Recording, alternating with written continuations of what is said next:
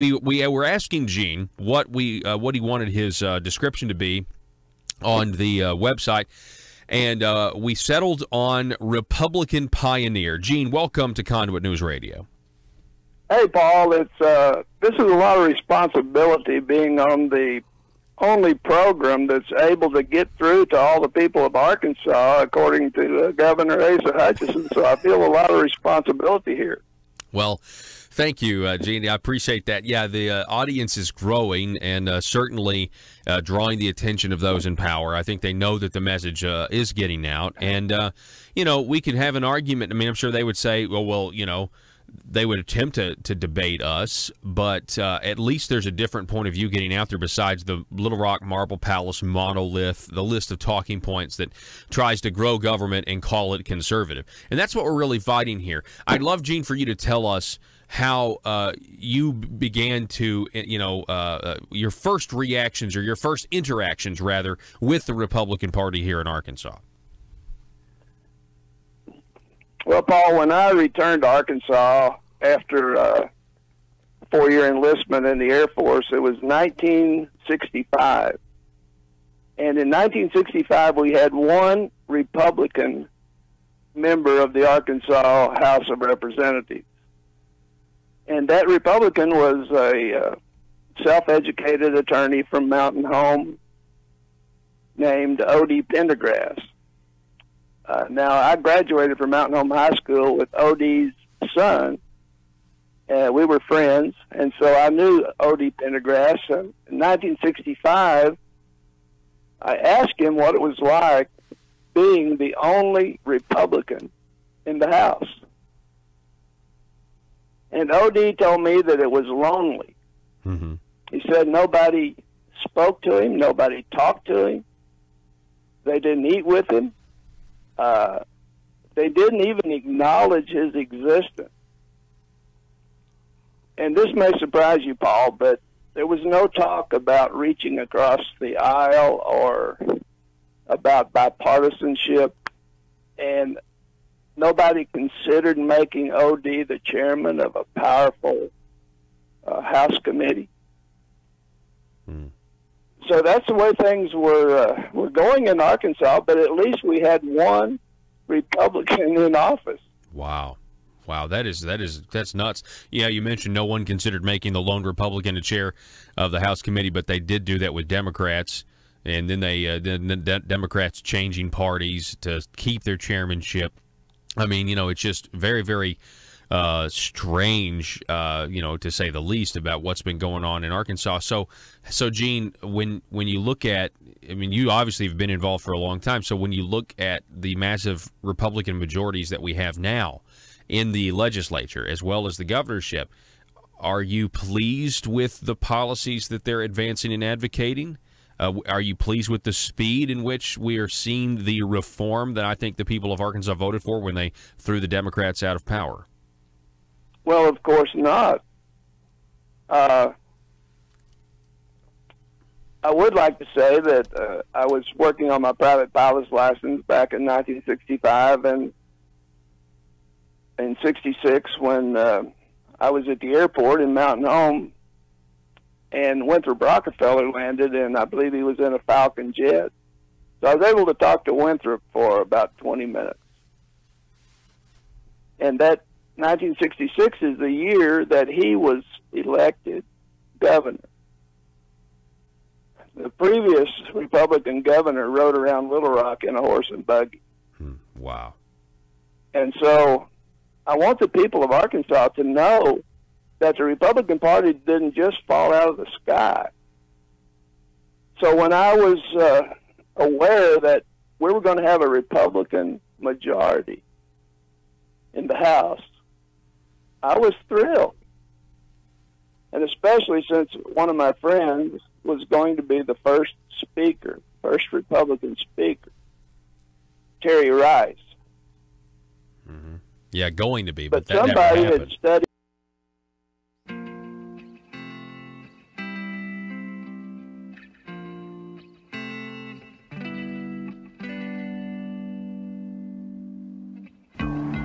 I think it's time we ask ourselves if we still know the freedoms that were intended for us by the Founding Fathers. They seem to be in full-scale retreat from spending cuts and are talking about raising people's taxes again. And I have only one thing to say to the tax increasers. Go ahead, make my day. If we lose freedom here, there's no place to escape to. This is the last stand on earth. Those who would trade our freedom for security have embarked on this downward course. Whether we believe in our capacity for self-government or whether we abandon the American Revolution and confess that a little intellectual elite in a far distant capital can plan our lives for us better than we can plan them ourselves. Conduit News Radio with Paul Harrell is on now.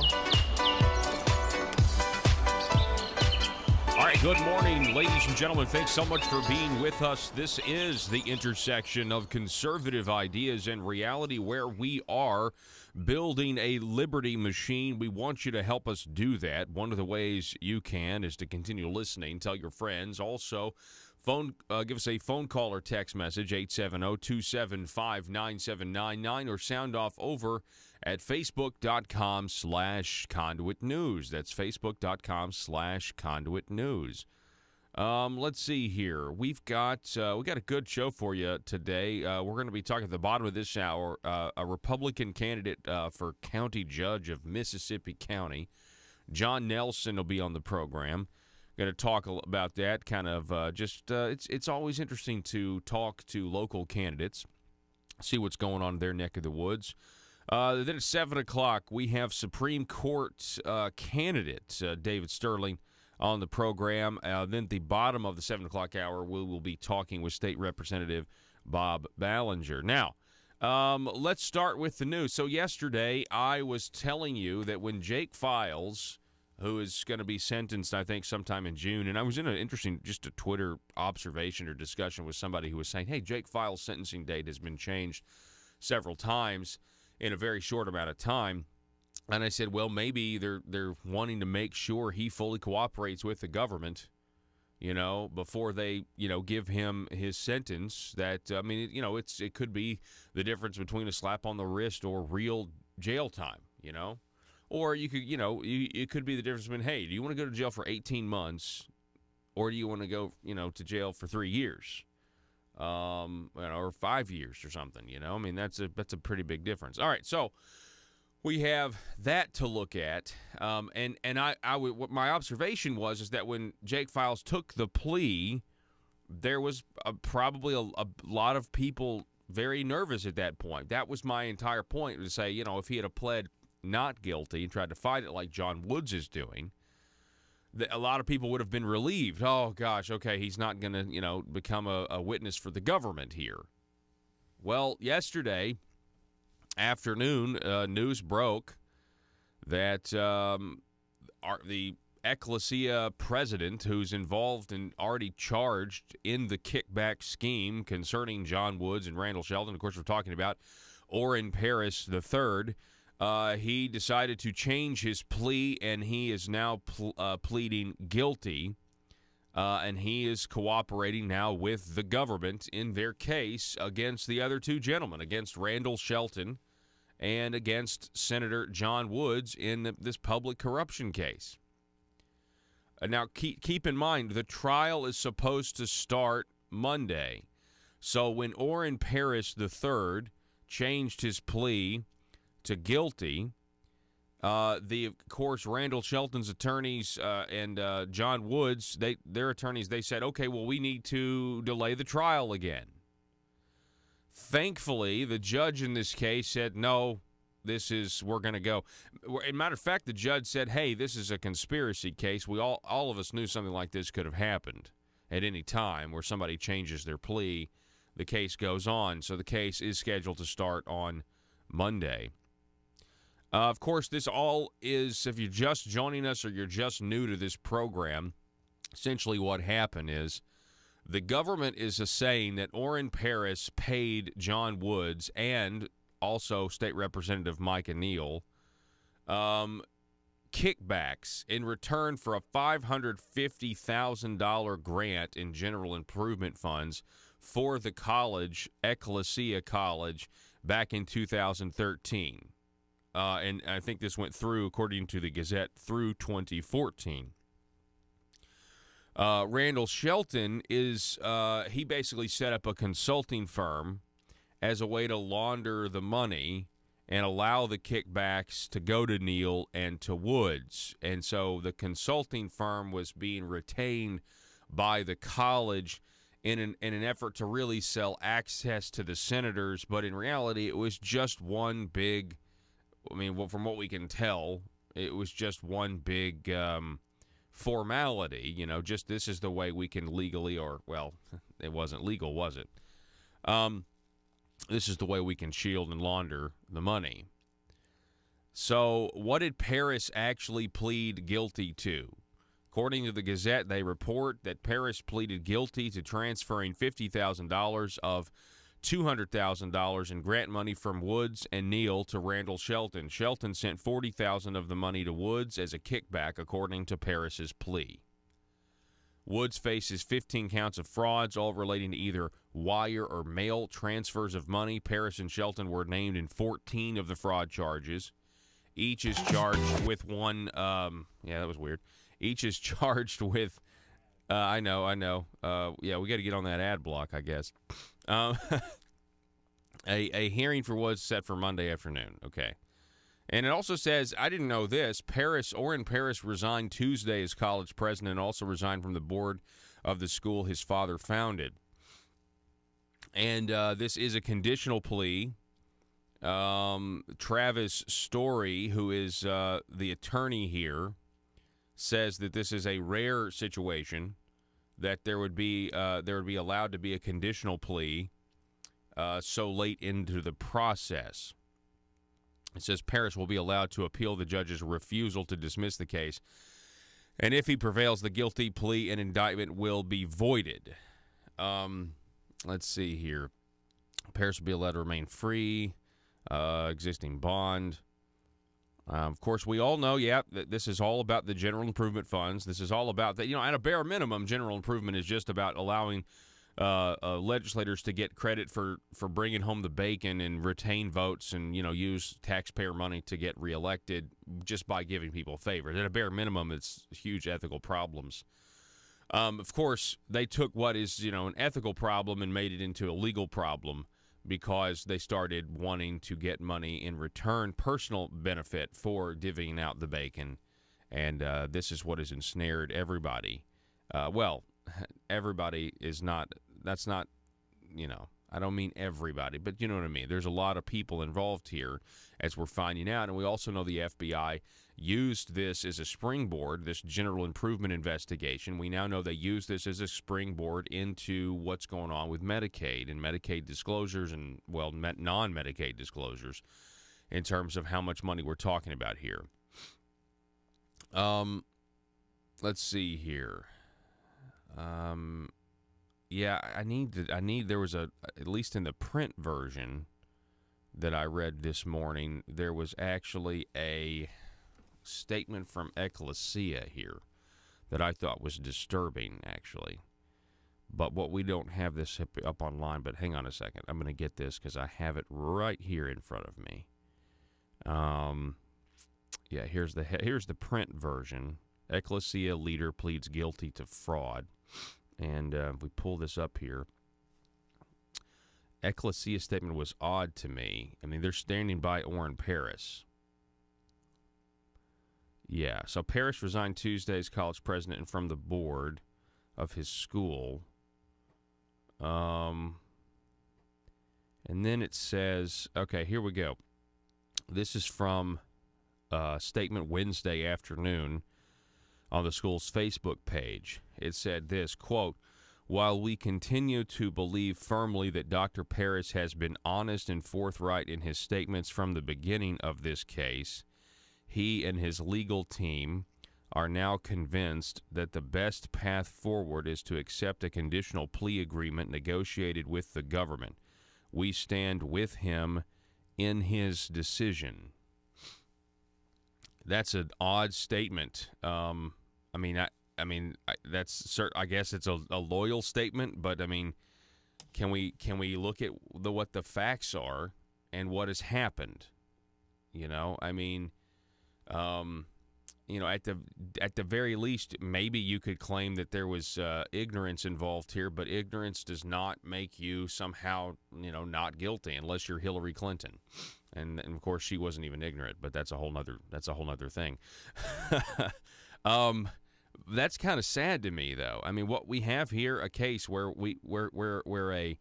a religious institution, a religious college here, a Christian college, that's taking government money, and then you're using that to pay to a consultant, and the consultant pays the kickback. I mean, every one of us were raised to think that is wrong, and that's not something that you should do because it's betraying the public trust, and it's allowing politicians to use their positions to enrich themselves and try to hide it by laundering the money through a consulting firm.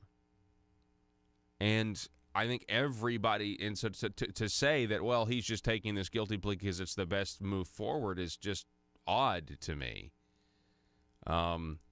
I mean, in the guilty plea, he admitted to transferring the money to the consultant, and then that's what was used to pay off the politicians. I don't see how you can now say, and here, I mean, here's the thing. If you look back at some of Orrin Paris's previous statements, they were pretty clear that he's had nothing to do with this. That he did nothing wrong in all of this. Why is it that's a common thread here? Do you remember what Jake Files used to say? Jake Files, before he pled guilty, would say in every whether it was the Times Record or the Gazette or whatever, anytime they reached out to Jake Files for a quote about the sworn FBI affidavit, I mean, or about the fact that you had contractors coming out saying that he falsified bids in their names to try to secure the GIF money for his friend or employee. Jake Files would always, at the end of the article, they would quote him as saying, "When all the facts are known, I'm going to be innocent. Everything's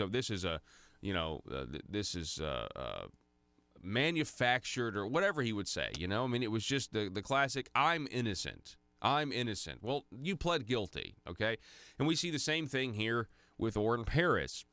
And look, this is a sad situation. I want to be clear here. This is not anytime somebody, has to, this doesn't bring joy to see somebody who, was in the position he was in and is now caught up in all of this. There's no joy in that at all.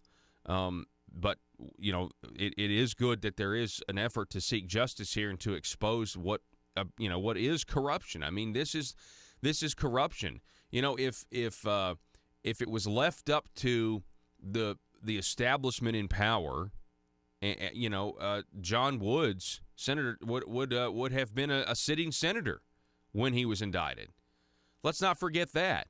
You have organizations that are trying to fight and trying to expose a Conduit being one of those. Specifically, if you look at the person that was Sharon Lloyd, who ran for that Woods seat, ran against John Woods before John Woods had said, John Woods was taking this money from his Asa Hutchinson fundraiser that was thrown, and was going to run against Sharon Lloyd, and then of course John Woods dropped out, and you had.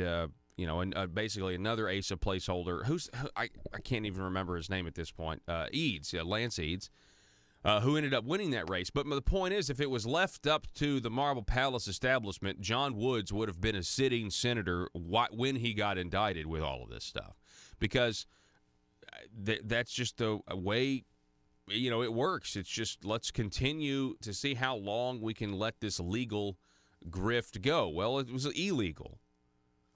And but there's no joy in this, but we've got to clean it up. And there have been, I think Conduit is the only organization that's been constantly trying to taking the first steps, taking the initial steps to say it to the public, hey, there's a real problem here. There's a real issue here. And now look at where we are. Look at this. You've got the resignation of Jake Files. You've got the guilty plea. You got the guilty plea of Mike and Neal. You have the indictment of John Woods. And it's just I don't know. It's absolutely I would just say I don't know. I mean, I'm kind of like, is it going to go further? I think eventually it's going to go further. I think eventually we're going to see much more developments, many more developments is what I meant to say. Right now we're just kind of looking at the stone feet of the statue that is corruption in Arkansas. It's like, are we going to lift our heads up? Are we going to see how big is it? Right now you got the prosecutors from Missouri. They're the ones that are really moving a lot of this forward in terms of where it goes with Medicaid fraud. But I think when the trial with John Woods starts on Monday, maybe we're going to see even more. I mean, what is the government going to do? What evidence does the government have against John Woods that's going to implicate other people? How many politicians really have talked to the government and agreed to testify? That is the question in all of this. The news this morning, though, Orrin Parrish III pleading guilty, changing his plea at the last minute and pleading guilty, will now cooperate with the government, and that can't make John Woods or Randall Shelton feel good about their chances to beat the rap here. But you can't, hey, listen, this is the truth, and I think everybody agrees with this. You can't take taxpayer money and give it away as a politician and get a kickback. That's illegal. Can't do that. Just like we all agree in principle, in theory, that you can't go down there and pass legislation for somebody for extra money.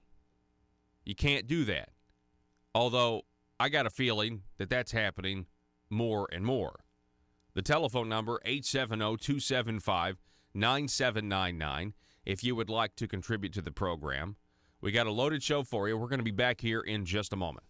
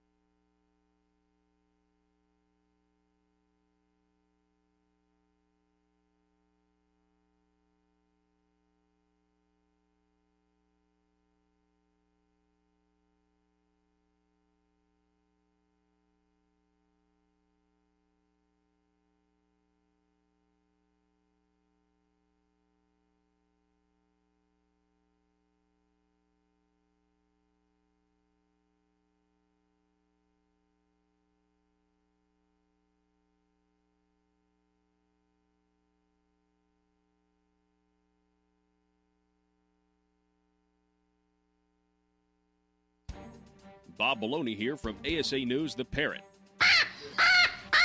Breaking news from the Capitol in Little Rock. Over now to our new on-site reporter, Susan Shenanigans. Susan? Thanks, Bob. The governor has just announced that a blue ribbon task force is to be formed.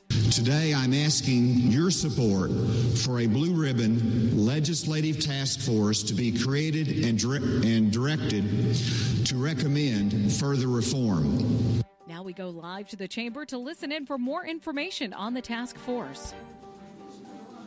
I hereby call this session into order. First on the agenda for today is the formation of the Blue Ribbon Task Force.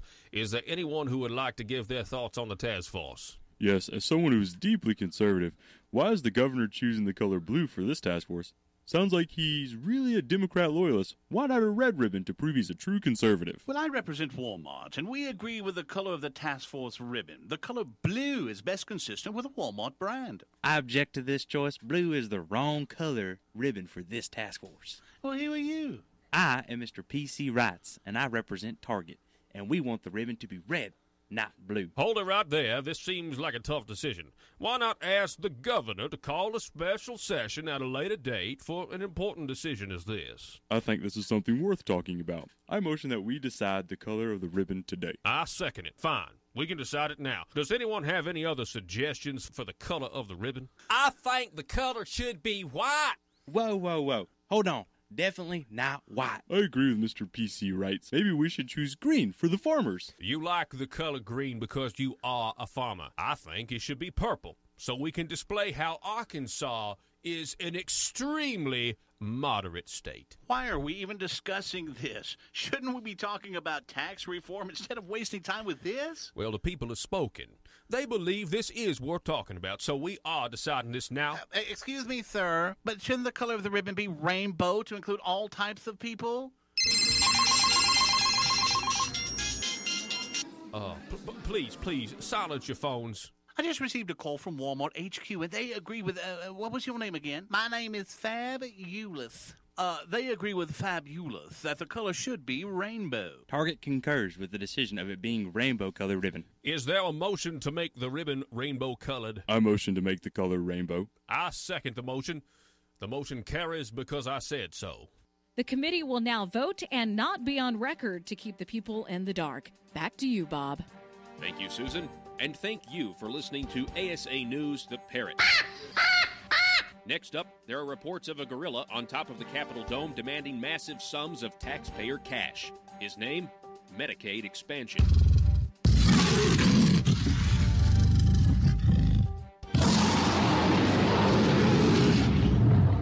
PHP Parody.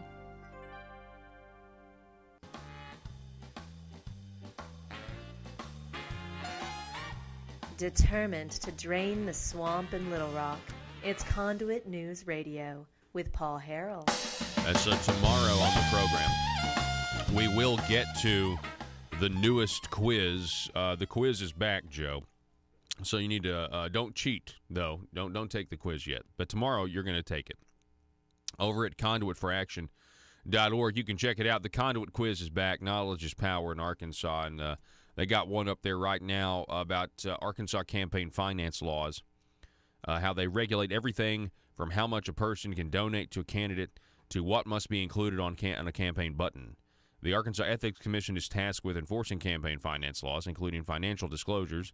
Candidates for public office must file financial disclosure forms created by the Ethics Commission with the Secretary of State's office, and these forms disclose contribution reports, expenditure reports, and other financial information regarding a candidate's campaign for public office. This quiz will highlight some of the basics of Arkansas campaign finance. If you want to know about campaign finance and how it works here in the state of Arkansas, go to conduitforaction.org right now. Take the quiz. Joe's going to be taking it tomorrow during Johnny Cash Friday. So you certainly want, you know what? What does that mean? I don't ever help you. Oh, on Facebook. Okay, yeah. So our Facebook Live audience, he's asking you to please don't give help. Abstain, because you're reading the Facebook feed right now. Is that what you're doing? Okay, so anyway, basically we're saying no spoilers, but we wanted to let you guys know we were going to do the quiz today. We had every intention to do the quiz at 6:05. But we had to cover this Orrin Paris III pleading guilty because we've been talking about corruption for such a long time, and it's just so relevant. And we'll see what happens. I want to know who all's going to testify in this case. Don't you want to know who's going to be called to testify? I mean, are there going to be people that we don't? There's been some people, some witnesses. Or some whispers of this person or that person, and some reports by media outlets of who's going to. But are there going to be ones we don't even know about yet? Right? For example, is Senator Woods going to call the governor to testify as a character witness on his behalf? I mean, he did throw him a fundraiser. That's just a joke, but who knows, right? Yeah, Gene McVeigh on Facebook. Our tax dollars hired Little Rock lawyers to fight FBI subpoenas. What else are we paying for? Yep, no one wants to talk about that, but that's true. That's exactly right. The Bureau of Legislative Research got approved to hire outside counsel to deal with the massive requests of documents the FBI was asking for. We know that as well. So it's a powder keg. I just hope that justice, prevails. If you broke the law, we need to know about it. Back in a minute. They've got Conduit News that is on multiple stations across the state. It's pretty much an attack machine on what I'm trying to accomplish in this state, and their message is getting out, and no one else's message is getting through. It's Conduit News Radio with Paul Harrell. Mathematics, and they figured that if they could get 100% of the Democrats, they only needed 3 or 4 Republicans, and then they could elect the speaker that they wanted, that would keep pushing the Democratic agenda.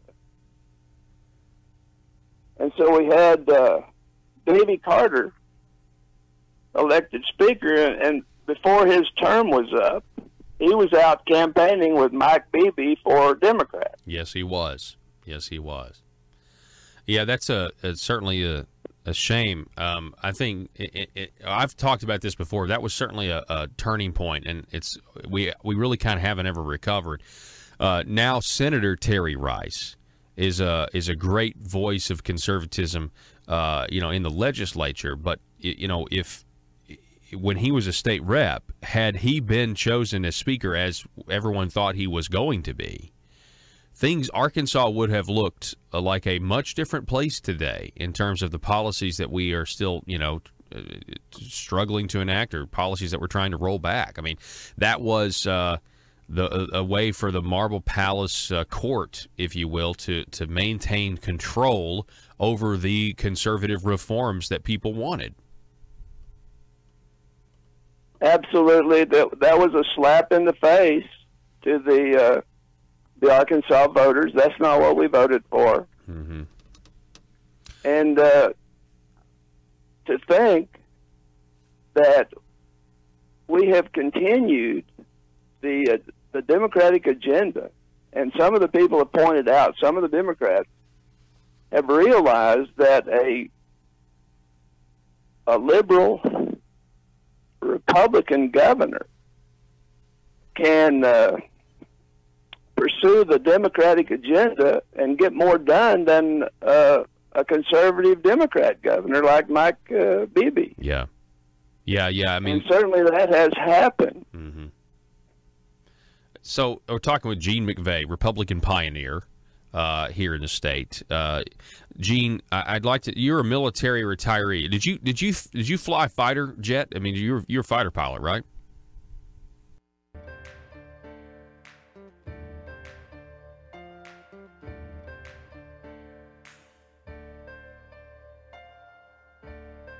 Bringing you your daily dose of truth. It's Conduit News Radio with Paul Harrell.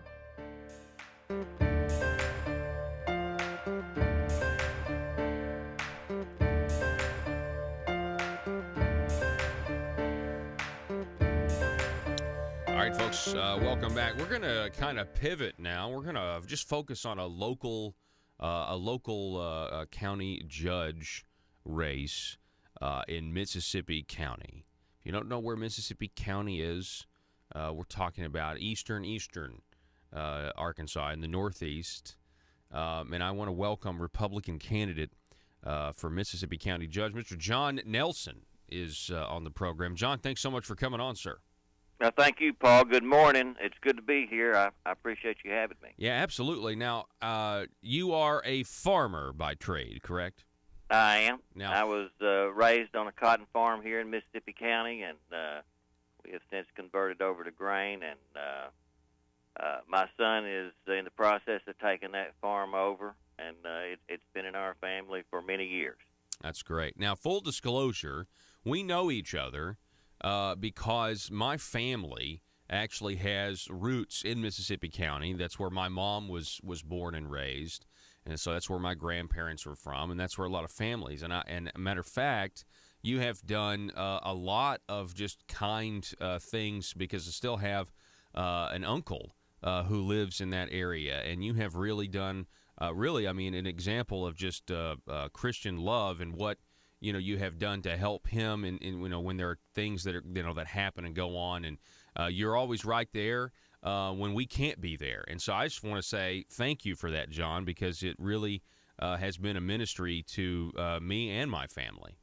Well, thank you very much for saying that, Paul. Yeah, that Bo and Tip and Calvin were all brothers there that had that farm and worked it. I feel like they're a part of our family, and I certainly want to be a part of that whole family. Mm-hmm. We've got a lot of history there, and I have enjoyed every minute of it. Yeah, absolutely. I appreciate that. So let's talk a little bit about the race. We're talking again with John Nelson, Republican candidate for Mississippi County Judge.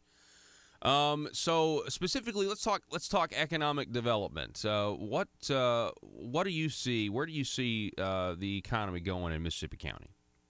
Well, Paul, in 1992, we had the Air Force Base here that had been operating since the 40s, and soon after that, after the base closed, we lost a lot of population here, and along with it, a lot of our tax base. And about 15 years ago, we decided not to just lie down and accept defeat, but to fight back and recreate the success that we've had so many years prior to that. So in 2003, we voted ourselves a 0.5% sales tax dedicated to developing industry here in Mississippi County. And since then, we've invested over $41 million in purchasing land and buildings and public infrastructure, and also partnered with 39 successful job creation projects. In addition to that, we've also invested in excess of $5 million in various site and labor studies that were necessary to pursue future projects, and also maintain the grassroots foundations that started this whole thing, as well as fund a staff and an economic developer.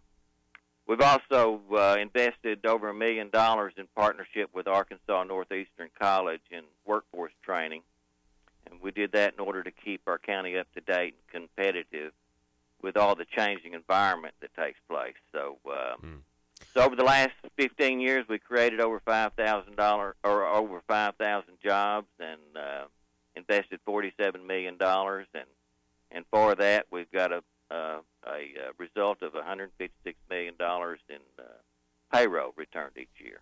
So we're very happy with that. It's been very successful, and it looks as if it's going to continue to be successful. All right. So what about? Let's see. I see here. Is there an issue with a landfill? And the reason I bring that up because over in the north central part of the state, they're having a big issue right now with landfills. Yes. And bond issues that have come back actually and hurt the people there now.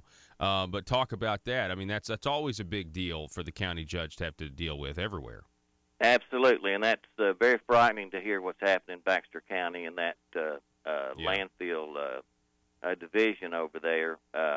Ours as well has undergone some very difficult times in the last 6 or 8 years, but those days are moving behind us. 2016, we saw a loss of nearly $1 million, and the first half of 2017, we struggled to keep ourselves back in the black. But last year, we ended. We came out with over $800,000 in that fund, and the Quorum Court repaid our county general account a third of that, which of the loss that they had propped the landfill up. So I think we're on our way to getting back to where we need to be. We just completed opening a new cell there in our landfill, which is extremely expensive, along with trying to close the two previous ones. But we've got a lot of plans. We're right now planning on building a leachate pond, or some people would call it an oxidation pond, and that will make our landfill completely self-fulfilling, and we won't need any. There will be no need in taking any of our byproducts outside that site. Yeah. We're talking with John Nelson. He's a Republican candidate from Mississippi County, running for a judge there. Hey, let me ask you this, John, and I know the answer probably because you're already ready. You know, you're ready to take this job. But when I was growing up, I have an uncle lives in Cross County, and he was a county judge down there. And everywhere we went. Like anytime we go anywhere with him in there, like he'd always get stopped by somebody. He'd always have to talk what seemed like forever. We could never do anything because we'd always get flagged down and have to talk about somebody has some problem somewhere, and they're going to make sure their county judge knows about it. You ready for that kind of responsibility? Oh, absolutely, Paul. We've been on the ground since September on this campaign, and in the last 5 weeks, we've averaged just over 3 events per day.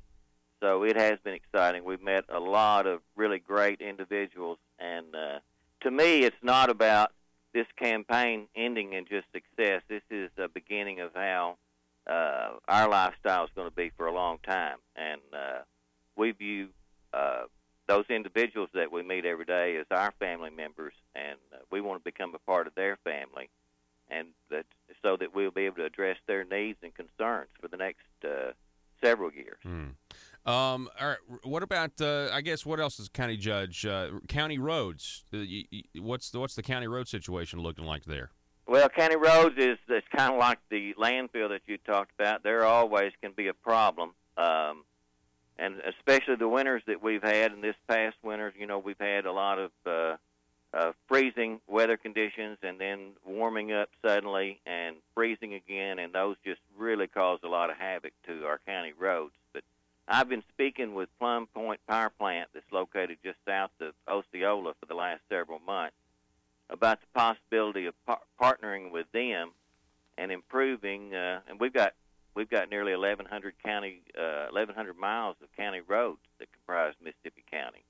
But Plum Point is a coal-fired plant that generates electricity, and in that production they release a byproduct in what's commonly known as fly ash. And this byproduct is very similar in nature to cement, and it sets up to be very dense, a very dense material when exposed to water. And what I'm looking forward to do is to use that fly ash as a sub-base on our non-paved roads and covering it. And the process is you go on and you cover it with a material that's similar to landscape cloth, and then once that's done, you overlay that with a natural stone aggregate. And I believe once that's in place that they will reduce the amount of material that we need to top dress those roads, and also reduce the number of trips that our road graders will make in order to keep those roads passable. So I believe this will improve our county roads and also make it much cheaper in the long run. Yeah, well, that's good. Saving taxpayer money is certainly a good thing. Hey, you mentioned coal.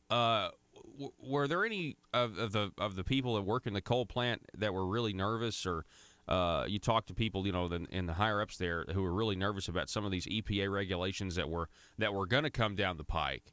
Trying to kind of shut down the coal industry, making everybody's electricity bills go up. I mean, were people nervous about that? But I think the Trump administration is going to do away with some of that stuff. What are your thoughts?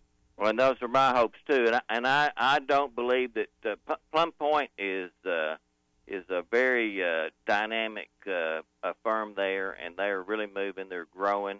I certainly didn't feel any of that while I've talked to them, but you're right. The ADEQ here in Arkansas and the EPA is also have put a lot of restrictions on them, and in fact, with this program that I'm trying to introduce to the county, the pH that's in that fly ash, you have to put that down in a roadway in a proper way, or the ADQ won't allow it. So there are those regulations that we're going to have to maneuver through, but I think the future is very bright in that. It's good. It's interesting. We're talking with John Nelson. He's a Republican candidate, Mississippi County Judge. So, John, I want to know why the Republican Party? Why run as a Republican? What does it mean to be a Republican to you? Well, Paul, I grew up as a Democrat, been a Democrat all my life, and I don't think I have changed at all. I think the party has moved away from me, and I'm the same person as I always have been, the same thoughts and beliefs I've always had. And the Republican Party fits my mindset completely, and I'm very happy to be there. At one time, when I was going to the Republican meetings here in Mississippi County, we could have met at a card table because there wasn't probably 4 or 6 people in the whole county that I knew that was active. But on our last meeting, we drew nearly 50 people, and all excited about the party and all excited about the change. We've got 4 quorum court members that's moving over to the Republican Party this year.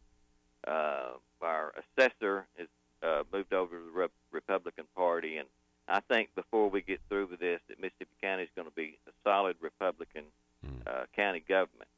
Yeah, I think I would credit a lot of that to Dorothy Crockett. I mean, she's really been in the trenches for a long time, don't you think? Oh, absolutely. She is a very dynamic individual that has led us along this way, and she was there when there wasn't hardly anyone that was Republican. But Kylie Crossnow has taken over her position since then, and she's doing a spectacular job, and we're all thankful for all of her work. Well, John Nelson, I appreciate it, sir. Thanks so much for coming on the program, and best of luck to you in your campaign. Thank you, Paul. I appreciate you having me. All righty. Good morning to you, folks. We're going to take a break. This is Conduit News Radio. I'm Paul Harrell. Back in just a moment. If you're like me, you believe that small business is the heart of Arkansas's economic engine, and it should be viewed that way by the politicians in Little Rock. Conduit for Commerce also believes, like you and I believe, policies that achieve less regulation and lower taxation help small business in Arkansas thrive. Other policies like small, constitutionally consistent government and reducing citizen dependency on government keeps it from growing and expanding its influence on our daily lives. Conduit for Commerce works every day to educate the general public and legislators on these important priorities in the name of Arkansas small business. By the way, contributions to Conduit for Commerce are tax deductible. Log on now to conduitforcommerce.org and click on Contact Us on the right side of the page. That's conduitforcommerce.org. Go there now and learn the facts on protecting small business in Arkansas.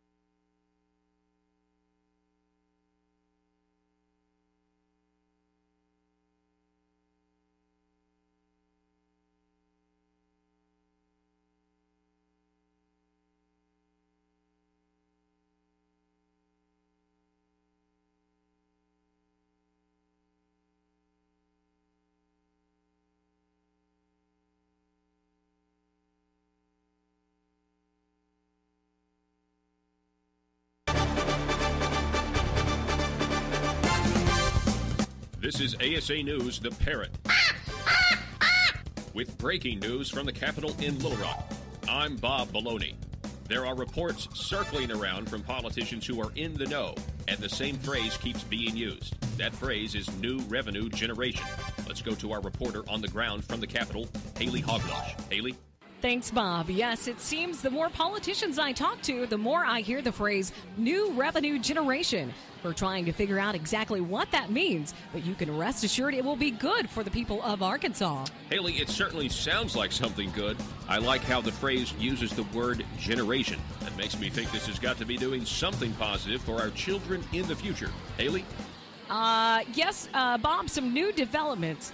I've just been speaking to some people who are here and are not politicians, and they tell me the phrase new revenue generation is actually code for a new tax. Oh, my. Well, if this is true, Haley, that would add to a growing list of new taxes that have barely made any headlines at all, so it's best not to discuss them here on ASA News, The Parrot. Yes, Bob, I know it's sure to make government officials angry that their phrasing of the new revenue generation has been changed by the people and called a tax increase. I would expect an announcement from Mother Government soon to set the record straight. What is the new tax? Revenue generation, Haley? Well, this new tax, a new revenue generation would add to a growing list. First, there was a revenue generation on movies, books, and songs that people download using the internet. And next, there was the tax increase. I'm sorry, Bob, the new revenue generation on all purchases made using the internet. And now I'm told this new revenue generation is a tax on the people's patience. I realize the people don't like it, Haley, but specifically, what is the new tax? Revenue generation. No, Bob, I'm telling you, according to the activists here at the Capitol who have gathered and are listening to some radio broadcast, the revenue generation is literally taxing the patience of the people of Arkansas. I'm told the less patience you have with the government, better not tax our patience. The more they will tax your patience and the more money you will owe at a later date. I'm also told the collection method on taxing your patients will be decided in a newly formed multicolored ribbon task force. How taxing.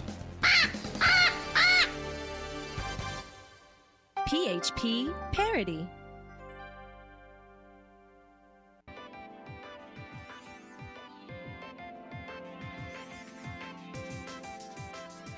Conduit News Radio with Paul Harrell is building a liberty machine. Find out more at conduitnews.com.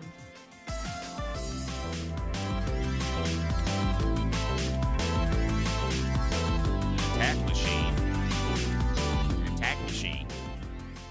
870-275-9799. Joe, you don't have this one. It's okay. Don't worry about it. I just wanted to mention this real quick. So, John Moritz is reporting that on a news conference that Senator Tom Cotton and Attorney General Leslie Rutledge backing the death penalty for drug dealers, specifically for this drug called fentanyl, increasing the mandatory minimum sentences for possession of fentanyl.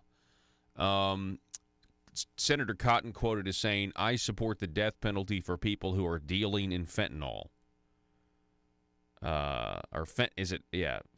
Fentanyl. They're imposing a death sentence on the young men and women in our societies, end quote. So there's apparently a ton of overdoses, like a big spike, a big increase in overdoses, specifically with this drug. According to the National Institute on Drug Abuse, there were 169 opioid-related overdose deaths in Arkansas in 2016. 169 people in Arkansas. 800 people have died in Arkansas from 2013 to 2016 because of this drug. Cotton's legislation doesn't include an expansion of the federal. So Cotton has a bill. Senator Cotton has a bill to try to deal with this. But in the bill, the bill itself doesn't increase or expand the death penalty to apply to this. But anyway, it's very interesting. Leslie Rutledge said Tuesday she would consider supporting a change allowing Arkansas prosecutors to seek death for traffickers. Quote, "The sort of potency that we've heard about today and that we heard about on a regular basis with regard to fentanyl deserve to have an equally potent penalty to go along with it. That's something I would entertain visiting with our legislators about." And at this news conference, they also had law enforcement, they had health officials there, and they had parents of Arkansas children who died from these overdoses. So I'm sure it was... it does mention here Rutledge's recent lawsuit against 3 pharmaceutical manufacturers of opioids as well. I found it fascinating as I've looked into some of this stuff, and like I said, I haven't studied a lot of this, but I was talking to, I was talking to somebody who knows about these type of drugs, and they were saying that, in a lot of ways, doctors have kind of created this opioid crisis because for a long time, the pharmaceutical reps came in there and they were they were overprescribing, and it wasn't necessary. It just kind of goes to show how the institution of medicine is very, I don't know, it's like, I don't know, it's like this, it's like eggs, like eggs used to be good for you, then they're bad for you, then they're good for you again, then they're bad for you. And then it's just, well, egg whites. You have egg whites. Those are good for you. But, that's where the allergens are, too. So maybe the egg whites are going to produce the, allergies for you. And it's like, wow, what's good for one of us could kill the person sitting next to us and everything else. But with these types of drugs, though, it just goes to show you, it's like, okay, it's the new thing. You got pain? You got a little bit of pain? Here you go. Take one of these. Take these opioids. And we're seeing the results of that now. And here's the real kicker, is that heroin's coming back in a big way because of this. Because you've got so many people now who are addicted to these synthetic opioids, but now we have the government coming down trying to stop it, right? They're trying to stop the abuse, the overprescription, and that's why they're starting to regulate it more. Doctors and pharmacists and stuff have to report, you're in here filling this prescription again, that sort of thing. And so people are still wanting to get high. People are still wanting to use the drug, and so they'll turn to, heroin because they're trying to get it any way they can. And so it's just crazy how you have unintended consequences, right? And you do one thing and you have, even the fact that the government now comes down and it starts to regulate it, right? It's tentacles spread and you get bad results elsewhere, So anyway, let me know what you think about it because, see, the libertarian philosophy here would actually be a little different, Libertarian philosophy would see the war on drugs as having been, for the most part, a gigantic failure, right? But you know what I'm saying? That's what they would say, and it's like, then again, you do have, are we obligated to act as a society? Are we obligated to act as a government if we do have all of these people who are taking the drug, their own actions, taking the drug, and, overdosing and that sort of thing, right? Then you have this concept of, what would some libertarians would say, well, you should just legalize all drugs. And the concept there would be, oh, no, well, if you legalized all drugs, more people would do drugs. I don't know if that's necessarily true. I'm not going to go out and try heroin tomorrow if it's suddenly legal. Are you? It's like, hey, guys, heroin's legal now. You can go get some. Are you going to go out and try it? I'm not. I think most educated folks aren't either. But anyway, it's a delicate balance for sure. But I would say that Donald Trump and the Trump administration have recognized one thing. Okay, they have recognized that the drugs that are coming across the Mexican border make the Mexican border one of the most violent places on the planet. Now, I want you to think about that for a second. We're supposed to be the greatest country in the world, and we don't have a border. You've heard Donald Trump say many times, if you don't have a border, how can you have countries? He's sending the National Guard down now to assist with the Border Patrol, which is a very good move. His approval rating will probably go up 5 to 10 points just because of this. Until we get the wall built, the military is now going to assist in border security. I think that's a big deal. There's also talk that that Donald is going to build the wall because he's going to use the military to do it. And I think that's certainly something. And if you actually go and you research the Army Corps of Engineers, and you go listen to what Donald Trump said, I guess last month, about how they're trying to streamline the Army Corps of Engineers, you have that to look forward to as well. I think there's going to be some pretty big moves, bold moves there. But you do have to stop the drugs coming in, right? I mean, think about it. You have to. I mean, if you look at the amount of people that are dying, and Mexico's not going to do it, and so stiffer penalties. I mean, honestly, think about it. I've said this for a while. If you do have stiff penalties, eventually the risk of participating in it, just is going to outweigh your motivation to try to make money on the black market. That is true. You can use laws if you enforce them as a deterrent. Now, on the National Guard going to the border, there's going to have to be coordination with the governors on that. So look for Governor Asa Hutchinson to take full political advantage and announced he's coordinating with the Trump administration to send the National Guard down to the border. You look for that political thing. The news and talk of Northeast Arkansas. This is News Talk 101.3 FM and 12:30 AM KBTM, Jonesboro, an EAB radio station. Yes, Paul, I flew, if you've seen the Thunderbirds, I flew every supersonic jet that the Thunderbirds flew during their history. Wow. And also flew the F-101 Voodoo, which the Thunderbirds did not fly. Wow. That's great. So you're a military retiree. I wanted to know, Senator Jim Hendren, who is the governor's nephew. Now he's the president of the Senate. He also is a fighter pilot, by the way. He passed and sponsored, as a military retiree himself, a bill to end the exempt military retirees from the state income tax. In order to do it, in order to pay for it, they raised tax on candy, soda, digital downloads, and then, of course, we now know that there's more money going to the government after the fact than there was, so it's a net tax increase, in my opinion. But, yeah, it's for the military retirees, which I didn't really oppose that. I just opposed the way they did it, and I don't appreciate the tax increase in the end, really. So, Gene, I'm just curious, as a military retiree yourself, I'm not a military guy. In terms of never served. What are your thoughts on it? Well, Jim Hendren, before he was radicalized, back when he was a conservative and back when he was against Obamacare and all that, Jim Hendren called me and asked me to testify for his bill that would eliminate state income tax for active duty personnel. And the situation in Arkansas is, it's pretty simple.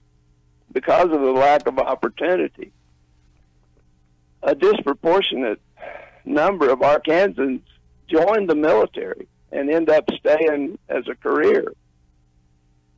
But while they're in the military, they change their residence to Texas or Florida or Wyoming or someplace that doesn't have income tax. And when they retire, they'd like to come back to Arkansas, but they're not stupid. Mm-hmm. They look at states that don't tax their pension. And so they end up having to go someplace else. So I testified, and that bill passed several years ago. And as far as the military pensions, there were only 15 states that taxed military pensions. And of course, Arkansas taxes everything. So they've been trying to get that tax removed for years. Yeah. And of course, Asa Hutchinson opposed it until finally he figured out a way to do it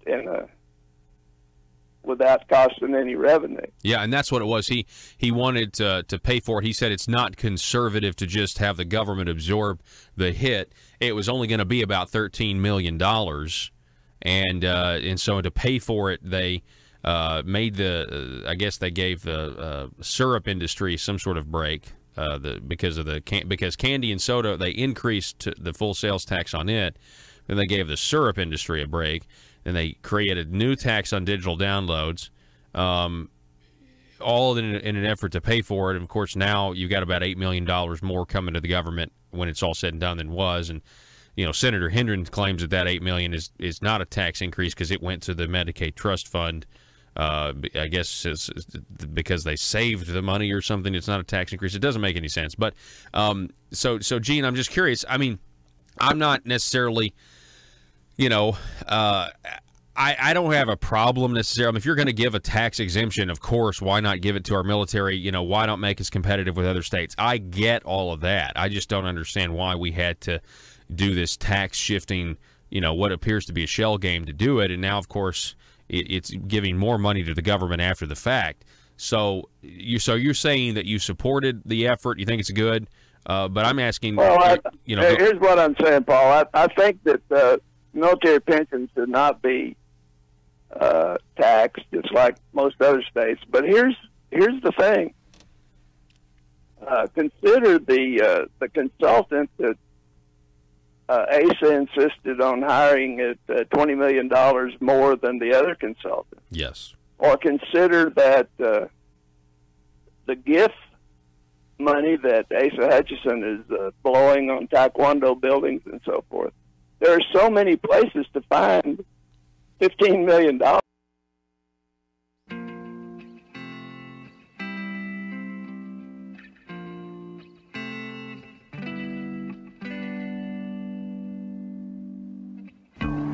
I think it's time we ask ourselves if we still know the freedoms that were intended for us by the Founding Fathers. They seem to be in full-scale retreat from spending cuts and are talking about raising people's taxes again. And I have only one thing to say to the tax increasers. Go ahead, make my day. If we lose freedom here, there's no place to escape to. This is the last stand on earth. Those who would trade our freedom for security have embarked on this downward course.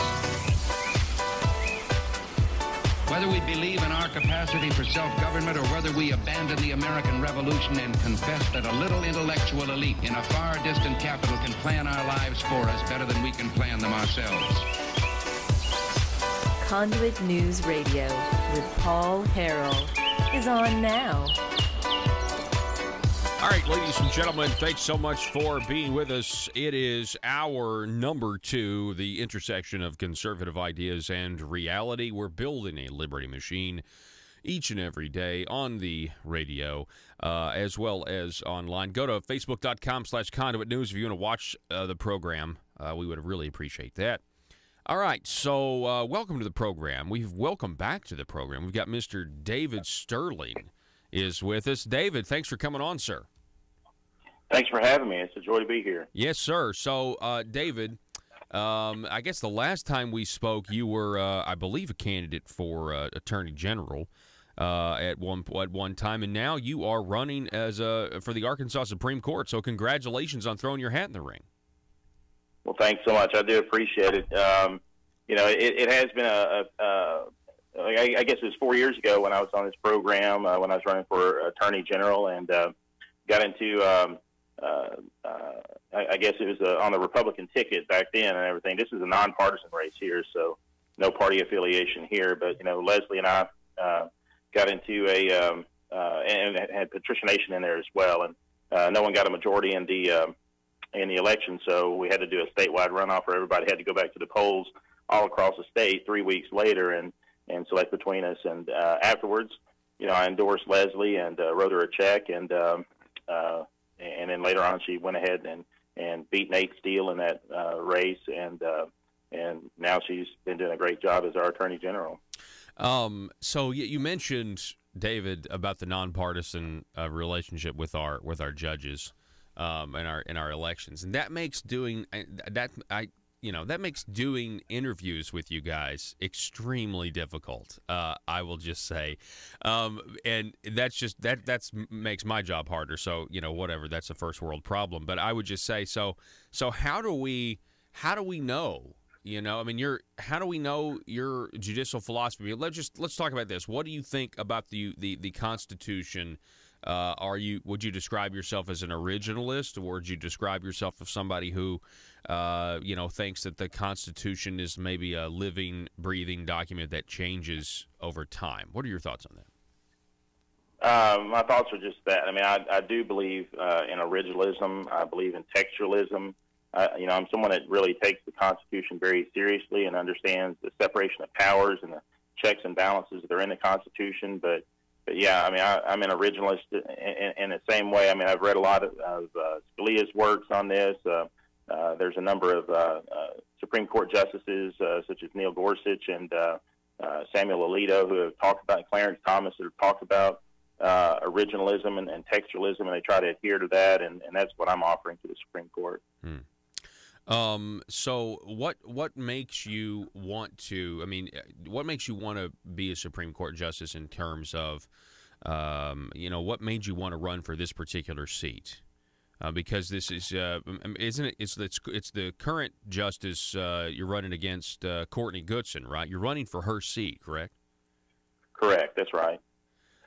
Well, I'm running for the Supreme Court because I think that Arkansans deserve a justice who will serve with integrity and who has the right judicial philosophy. You know, I want to use my experience and knowledge to serve the state where I grew up. And I've been, I'm a lifelong Arkansan, practicing law here for over 20 years in both private and public capacities. And I've also served as a special justice on the Supreme Court a couple of times. And my wife and I have been married for 26 years. My wife, Deanie.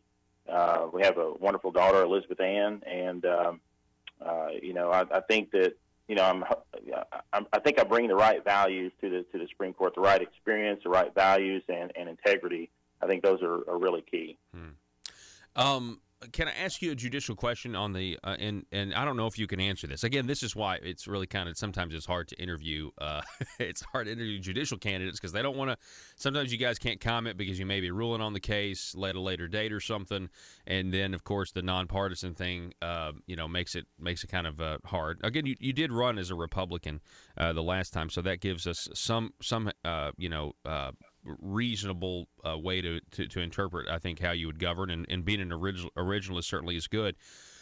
There is one thing about this upcoming tort reform amendment that the people are going to be voting on, and one of the reasons I don't support it, even though I might support tort reform, is because you mentioned separation of powers. I think it blurs the lines because it's going to give the legislature the ability to set rules of evidence in a courtroom. What are your thoughts on that? Is that something that needs to happen, or is that a blurring of the separation of powers, in your opinion? Well, you got me in a tough one there. That's going to be one that's tough to answer. I will say this: the people of Arkansas, if they vote for this, they will be amending the Arkansas Constitution, and if they amend the Arkansas Constitution, you can count on me to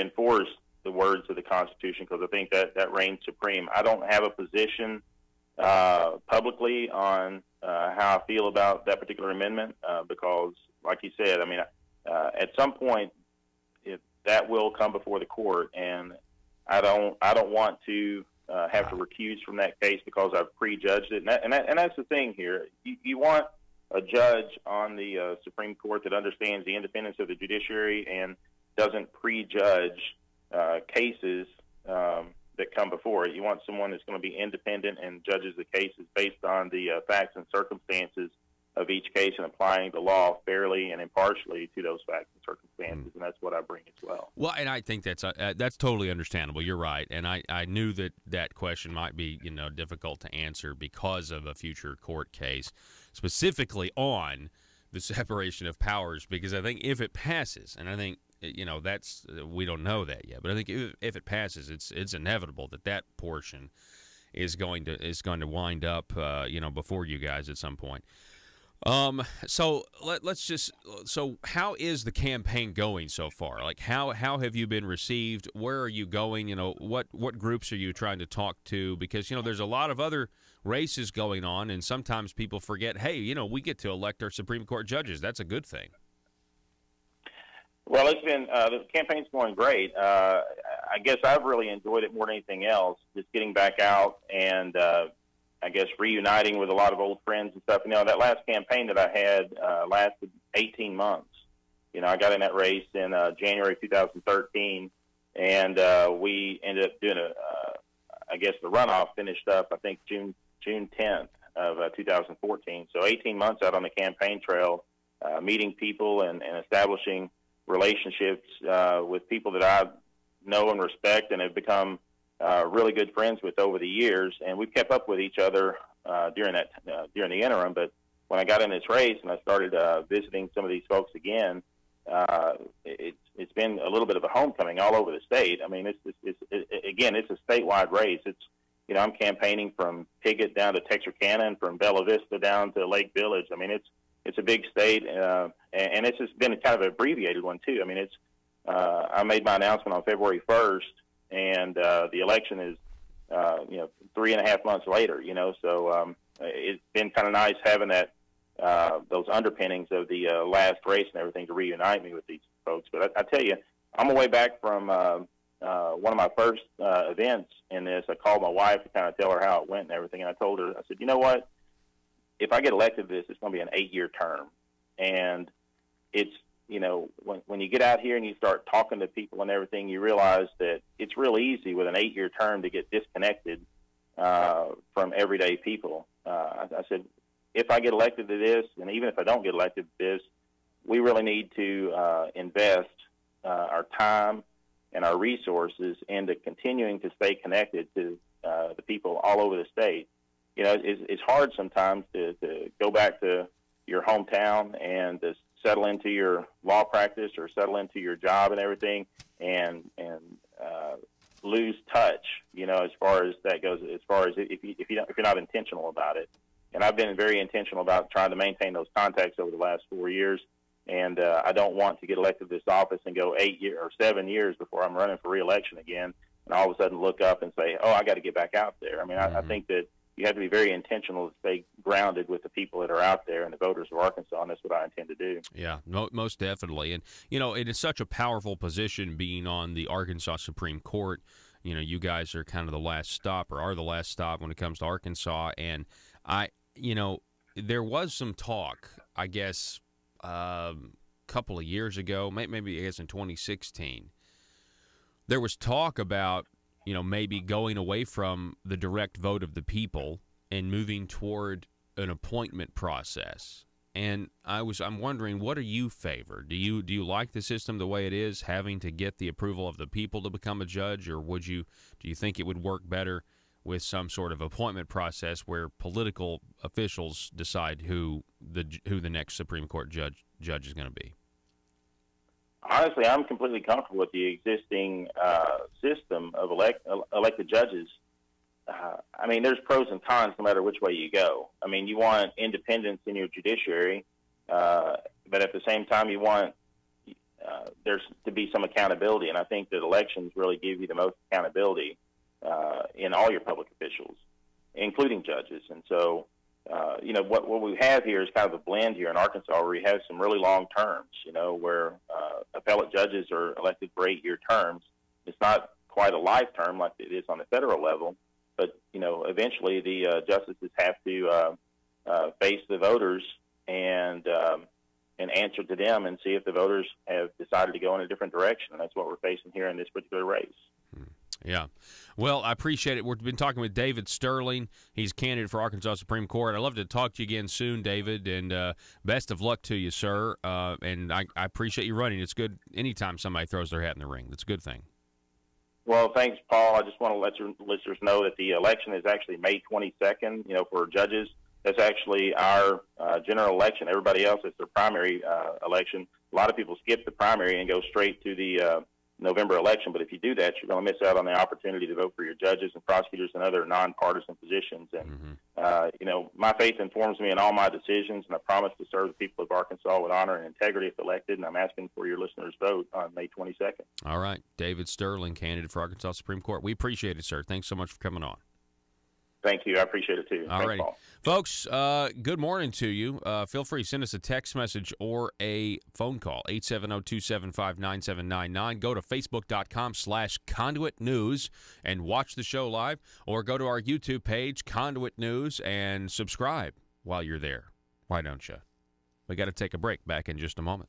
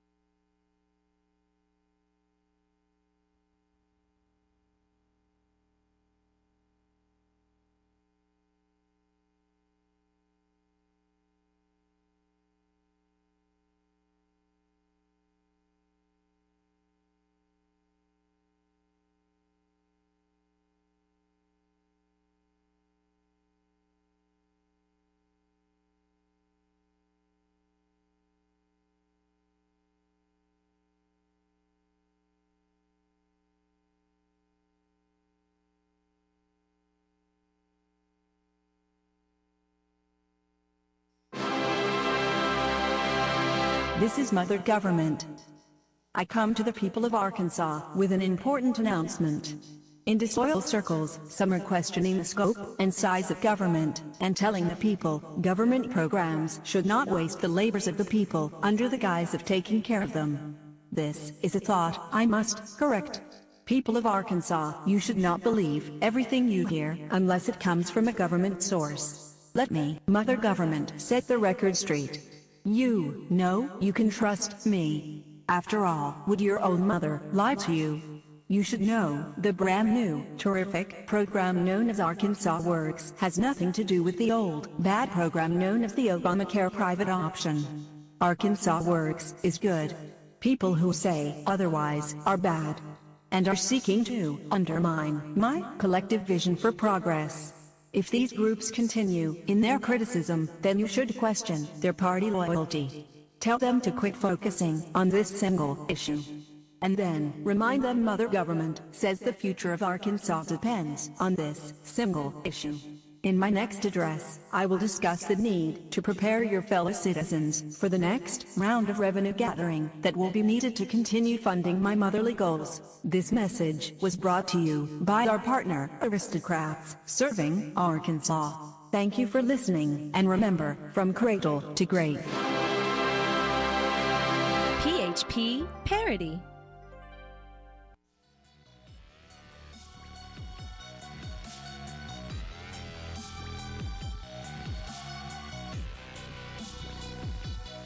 Need your daily news fix? Don't forget to tune in to Conduit News Radio with Paul Harrell. All right, so if you're just joining us, the biggest news today is that Orrin Paris III, who was charged in the kickback scheme involving general improvement funds, Senator John Woods, State Representative Micah Neal, Randall Shelton, the consultant, all of these guys.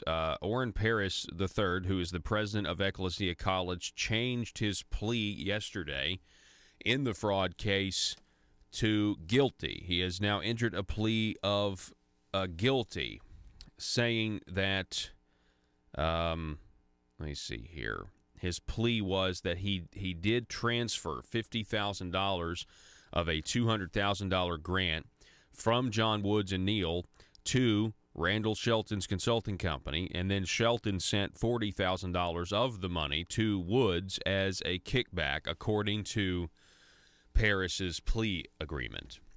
And so now Orrin Paris III is going to be cooperating with the government in the public corruption trial of Senator John Woods.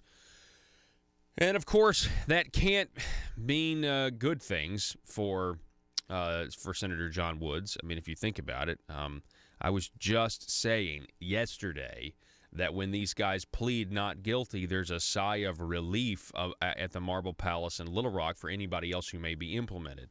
But when they plead guilty, it suggests that there's more shoes to drop. There's more things to come, because now they're going to aid the government in the prosecution of not just John Woods or Randall Shelton, but who knows what else may come. I mean, that's the reality, but we don't know. It is speculation. But for instance, you have Jake Files, whose sentencing was just rescheduled a couple of times in a very short amount of time. And somebody on Twitter was saying, why is this happening? And my thought was, I think it was an attorney on Twitter saying, why is this happening? My thought was, well, maybe they want to make sure that they get the full cooperation of Senator Jake Files before they give him a reduced sentence. And so now he's scheduled to go to sentencing in June. You would assume that the trial of John Woods is going to be over. I would assume it might be over by then, but I don't know, maybe not. Who knows how deep this is going to go? But this is going to start on Monday. After Orrin Paris III, the president of Ecclesia College, changed his plea from innocent to guilty, the Woods attorneys tried to say, well, now that that's happened, and this is a last-minute deal, we don't need to go to trial on Monday. And the judge, Judge Brooks, rightfully said, no, I mean, I realize what your point is. He's quoted in the paper as saying, I realize that you're sincere about it, but this is a conspiracy case, and we all knew in the conspiracy case that at any moment something like this could happen. So, no, your motion's denied. We're going to trial on Monday. This thing has been postponed way too much. It was supposed to start back in the beginning of December, and it was postponed then because you had the whole FBI situation where it was very strange. If you remember, very strange that the FBI agent had the recordings of phone conversations, and they deleted them. And then it came out that they were deleted, and there was a little bit of misinformation at first saying, uh-oh, the FBI has acted in bad faith. The government's acted in bad faith. You have to dismiss all charges. And at the time, I really thought John Woods was going to walk with all of this. But it turned out that the FBI had all the recordings. That they stored them in more than one place. Of course, they still tried to allege that, hey, the fact that this happened at all says that the government acted in bad faith and everything should be fine. But the fact is, ladies and gentlemen, that corruption in Arkansas is alive and well, and we're starting to see it. It's going to be exposed. I think when we see it all, it's going to, in many ways, be breathtaking. That's kind of what I think. We've got to stop the concept of special interests who are controlling things, yes. But in many cases, there's nothing wrong with that, right? There's nothing wrong with that. That's just part of it, okay? It's when the special interests collude and try to enrich the politicians as a payback that is when you get into legal issues, right? I mean, yeah, we're fighting the special interests, but there's nothing illegal, okay, about this industry or that industry hiring some guy to go and talk to legislators and tell them what they want, right? There's nothing illegal about that. But what we have is a culture. What is it? Is it Michelle Malkin? Michelle Malkin, a long time ago, wrote a book called Culture of Corruption. And when I say, and I've tried to kind of build the with my phrases and my words, build that. I mean, we call it the Marble Palace, right? It's the Marble Palace for a reason. I mean, yeah, it's made of marble down there, but I mean, it really is a culture where people think that they're some sort of faux royalty, and they it essentially. They think they're above the law. When you start making these laws as human beings, people start to think they're above the law, or they forget, oh, well, technically that's not illegal, or nobody will find out about it. You know that one scene in Back to the Future Part 2 where old Marty is talking with Griff, which is a different character than Biff. And I was always confused. It's just like...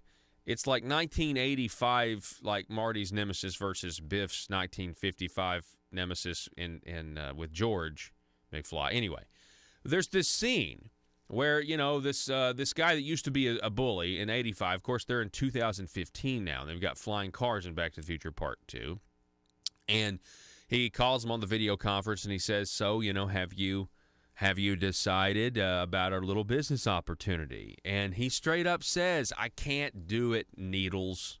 No, it's Needles. Sorry, not Griff, Needles. "I can't do it, Needles. It's illegal. I could get fired." And he's like, no, the boss is never going to find out. Don't worry about it. It's fine. Just scan your card and everything's going to be fine. And what happens? He scans his card. Immediately, his boss finds out because he was monitoring it, and old Marty gets fired. And you remember they print the faxes out all over, like anybody's got to have a fax machine in 2015, all over their walls. I mean, it's a clever idea, but they got that one way wrong. Like, you know what I'm saying? Like the little fax printouts, you're fired. In reality, it's like everybody, if anything, they're just going to have a tablet, in every, like a, yeah. Yeah, it's true. Yeah, isn't that crazy? An 85 concept of email? Nope, we have no concept of that. Yeah. Anyway, all right. Yeah, Gene McVeigh said it best when he came on the program yesterday, or 2 days ago. He said the temptation that people have to endure down there is more than most people can bear. And what does that say? That says that we need to be very careful who we send down there. That's what it says. If most people can't handle it, then we really need the best and the brightest to go down there and understand what the stakes are. We got to take a break. Back in just a moment.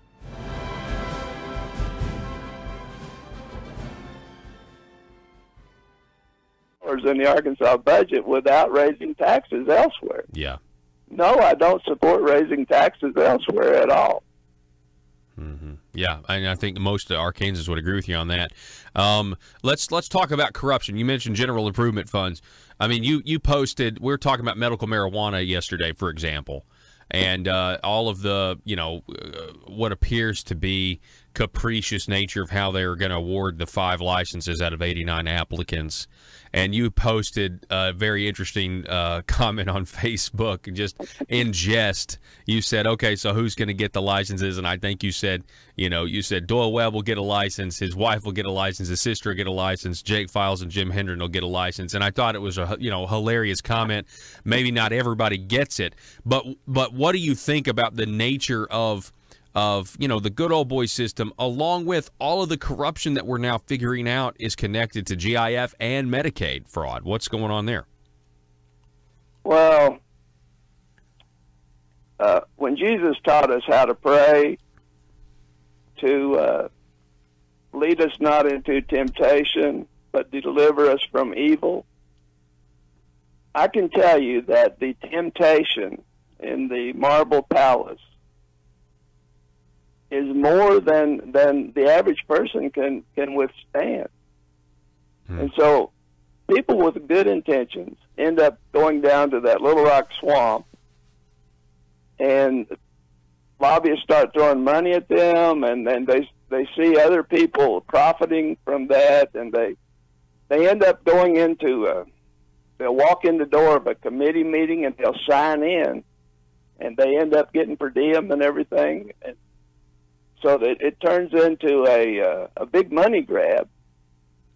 And I've had legislators tell me that if the lobbyists and the bureaucrats can figure out what they want, then they trip over themselves trying to get it for them. So I'm not surprised that we had that corruption, particularly in GIF, when Asa Hutchinson said there will be no room in his budget for general improvement funds.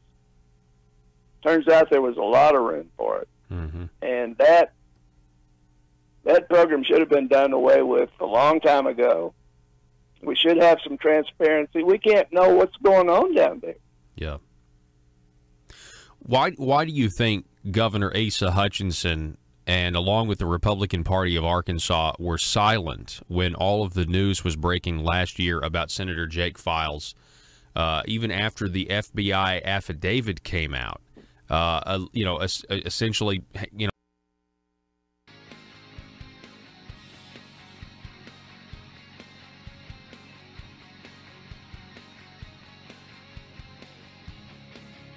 The intersection of conservative ideas and reality.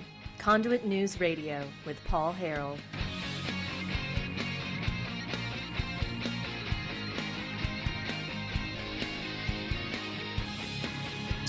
All right, ladies and gentlemen, welcome back to the program. Thank you so much for being with us.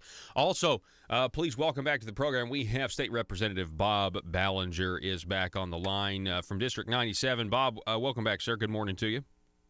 Good morning. Thank you for having me back. Yeah, absolutely. So, you're on the program today, and we had talked in our text messages because you wanted to, respond to your record. I know we had your opponent on Senator Brian King last week, and you wanted to come and talk about some of the things that were discussed in that interview, and I want to get to that, but I'd like to start with the news on Orrin Paris pleading guilty, changing his plea, because there is a statement in the Madison County Record by you, a recent report that was done in the Madison County Record, and it has to do with this. It's a whole thing about you and Brian King going back and forth and posting this on Facebook and posting that on Facebook.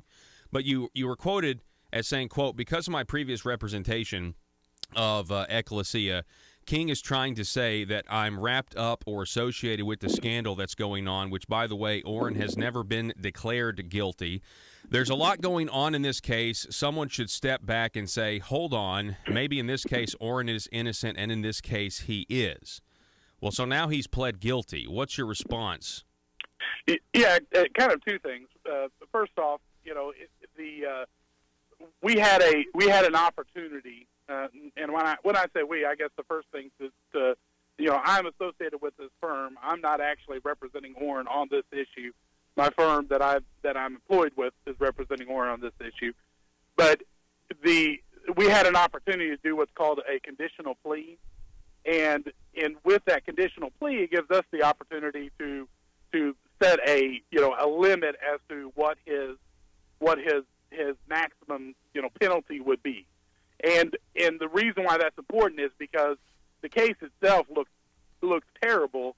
We've been working from the very beginning trying to separate ourselves from Senator Woods in order to try to have a trial with a separate jury and all that. And it looked like, just because of all of our motions getting shot down, all the federal motions getting upheld, the case looked really, really bad for our client, regardless of whether or not there's a smoking gun that he's guilty. And like I said, he's innocent of the crimes that he's been accused of.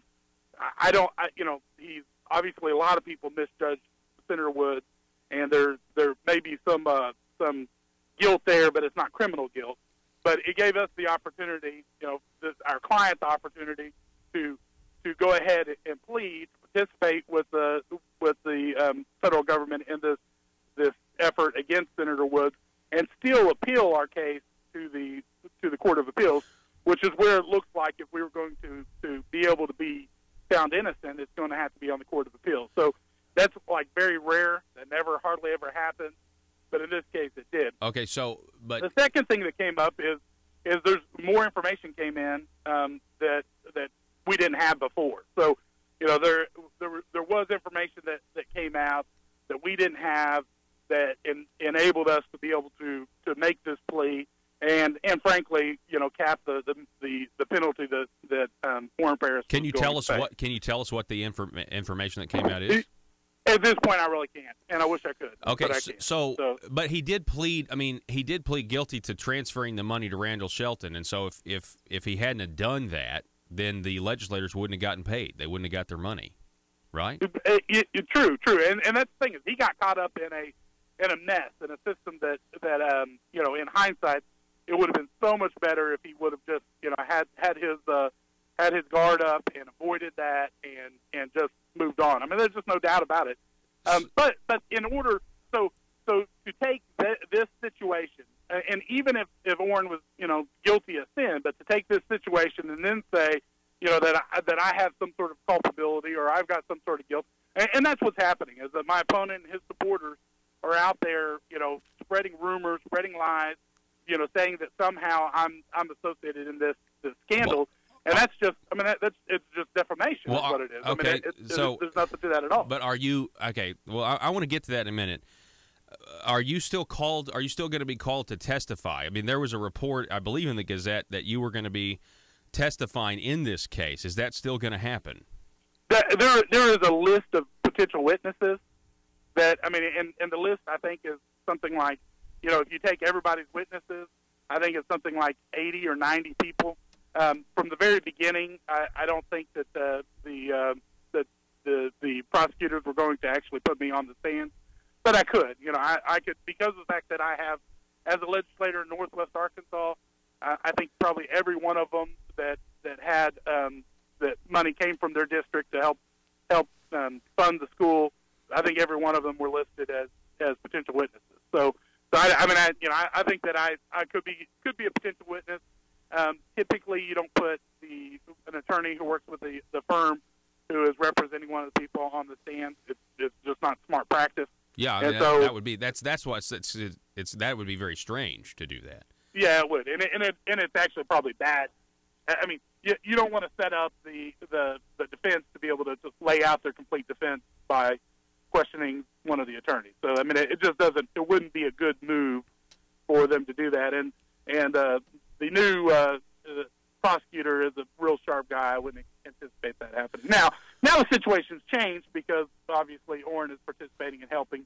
So it's not, it may be that it'd be called to testify, but my testimony is not necessary because there's, plenty of other opportunity for people to lay out these issues. Okay. So you said that, you mentioned just a second ago about defamation. And so I'm wanting to know, when you say there's lies and misrumors or defamation out there, are you talking about the $8,500 general improvement fund that went to Ecclesia, and that came from you, right? And then there's a $675,000 land or purchase of land, and then you did the title work on that. And so as an attorney, you did the title work on something that contributed to the land deal. Is that what you're saying is not true?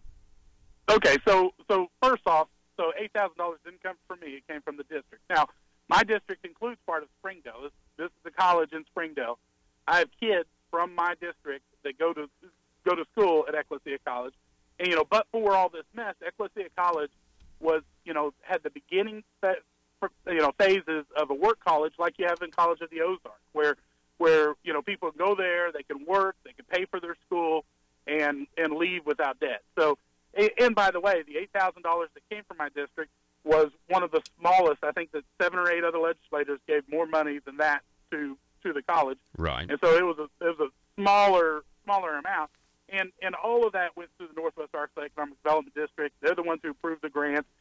Sometimes they didn't approve some grants. So to say it came from me, some people kind of want to act like their GIF money is walking around money. And I've heard somebody recently go and brag about all the money that he's given out in GIF to different projects when he was campaigning, and that right there is to me that's you talked about legal graft and illegal. Well, that to me is the legal graft where people are using taxpayers' money to go out there and work on getting reelected. So either way, it's not a very good program. That's why I've never liked GIF from the very beginning. But so the funds went there. The other thing is I handled a real estate transaction. Yeah, I know. Can I talk about that though? Because you're saying that it didn't come from you; it came from the Northwest Arkansas, Planning Development District. I understand that, but I mean, we've had extensive talk about how you guys still get to direct where the money goes. And on page 21 and 51 of the Northwest Arkansas documents, I mean, it says that that money, went to buy 23 acres. That does come from you in terms of it's allotted to each legislator for a certain amount of money, and they get to decide where it goes. I mean, that was the whole Supreme Court decision. It's allotted to a district. So if you end up with a situation where a legislator was the representative in that district and he left, and there were still funds left in the GIF Northwest Arkansas Economic Development District, it's an account for that district. That district would then still be able to. So are you saying are you saying the current system that just got struck down by the Supreme Court is unconstitutional? Yeah. I mean, you're saying that you guys aren't directing that money. I mean, come on, you guys are directing that money to go where it's going to go. There's no doubt that the legislators have strong influence, but there were funds that came out of all of our in the Northwest Arkansas Economic Development District came out of all of the accounts allotted for each district that went to the Meals on Wheels program that nobody approved except for the board themselves. There were grants. Linda Collins Smith, offered, funds, proposed funds go to Ecclesia College from her area, and her, the Northeast Arkansas Economic Development District, turned that down and said, no, we're not going to allow those funds to go over to the northwest part of the state. So those type of things happen on a regular basis, where the Economic Development District either changes what the grant request is or eliminates the grant request all the time. So we do obviously have strong say, but we also have strong say in a lot of other things that happen, but doesn't mean we have direct the $8,500, it goes to help with this purchase of this land for Ecclesia College, and then you do the title work and the deed work for them. And so you were paid for that work as an attorney, and so that's well. And let me correct this: I didn't do any of the title work. for it at all. I got paid for document preparation for the transaction, but at the time there was no GIF money involved. So it was a loan closing that I handled, no GIF money involved at all, and then we closed on it. He later got the GIF money that came back and paid off the loan on it. But at that point, I didn't. I was handling a transaction for the college, which I did work for the family prior to that. I've done work for the college in Orange. I mean, it's a conservative Christian college. I'm a conservative Christian attorney. We have conservative Christian friends who got us hooked up, and I did work for him. And so when he's handling this real estate transaction, that's what I do. I'm a real estate attorney, so I was handling the real estate transaction for him. Actually, after the GIF money came in, he had another transaction, and I didn't have anything to do with that. And so, the truth is that money was borrowed money, and then later on he got the money. I have documents that say that the GIF money was paid in September of 2013, and it was everything closed on in December of 2013. Yeah, well, you probably have documents that show that it was approved then, but there wasn't any money there. I mean, I did the closing. I have the documents. In fact, really the escrow wasn't done by me. It was a separate title company that did all the escrow. All I was doing is kind of facilitating and signing the documents as the attorney and through our closing company. And so it was the funds. I mean, on the documents right there show that it was a loan closing, and they handled the funds came in through the loan. Okay. And then later on, he paid off the loan with it. And I know the mortgage was the Davy Carter Bank, right? And there's also interesting. I don't understand. I mean, actually, that would really surprise me. I don't remember who the bank was, but I had no idea that was. Okay, let me do this because listen. I think what the voters want to know and the people want to know is there's a lot of corruption that is coming to the forefront. It surrounds GIF, it surrounds Medicaid. So let me just do a hypothetical here. Let's say you have a state senator who's an attorney. He has a client who receives GIF money, taxpayer money.